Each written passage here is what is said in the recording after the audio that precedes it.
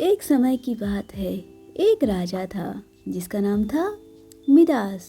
वह बहुत ही शक्तिशाली और धनी था, लेकिन उसे सोने का अत्यधिक चाह था। उसे अपने खजाने में सोने की चमक देखना बेहद पसंद था और वह चाहता था कि उसके पास और अधिक सोना हो। एक दिन राजा मिदास एक संत से मिला। संत ने राजा से कहा, तुम्हारी कोई भी एक इच्छा पूरी की जा सकती है। सोचो तुम क्या चाहते हो।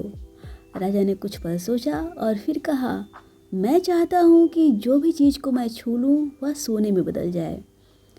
संत ने राजा की इच्छा पूरी करते हुए कहा, ठीक है, जैसा तुम चाहते हो वैसा ही होगा। अब से जो भी तुम छुओगे वह सोने में बदल जाएगा। राजा मिदास बहुत खुश हो गया। उसने तुरंत एक पत्थर उठाया और वह सोने का बन गया। फिर उसने एक पेड़ की शाखा को छुआ, वह भी सोने में बदल गया। राजा बहुत उत्साहित हुआ और उसने सोचा कि अब उसके पास असीमित दौलत होगी। लेकिन कुछ ही समय बाद राजा मिदास को एहसास हुआ कि उसका यह वरदान अभिशाप में बदल रहा है।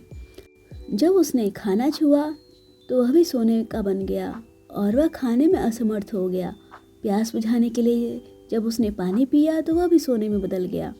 सबसे बड़ी त्रासदी तब हुई जब उसकी प्रिय बेटी दौड़कर उसके पास आई और जैसे ही राजा ने उसे गले से लगाया वह भी सोने की मूर्ति बन गई। राजा मिदास बहुत दुखी हो गया। उसने महसूस किया कि लालच और सोने की चाह ने उसकी जिंदगी को बर्बाद कर दिया। वह संत के पास वापस गया और अपनी मूर्खता पर पश्चाताप किया। उसने संत से प्रार्थना की कि उसका वरदान वापस ले लिया जाए। संत ने राजा की प्रार्थना सुनी और कहा, जाओ पास की नदी में स्नान करो, वहाँ का जल तुम्हारे स्पर्श को शुद्ध कर देगा। राजा मिदास ने वैसा ही किया। नदी के जल में स्नान करने के बाद उसका स्पर्श सामान्य हो गया। उसकी बेटी और बाकी सब कुछ वापस वैसा ही हो गए जैसा वो पहले था। राजा ने उस दिन से सोने के प्रति अपनी लालच को छोड़ दिया और एक समझदार और न्यायप्रिय राजा बन गया।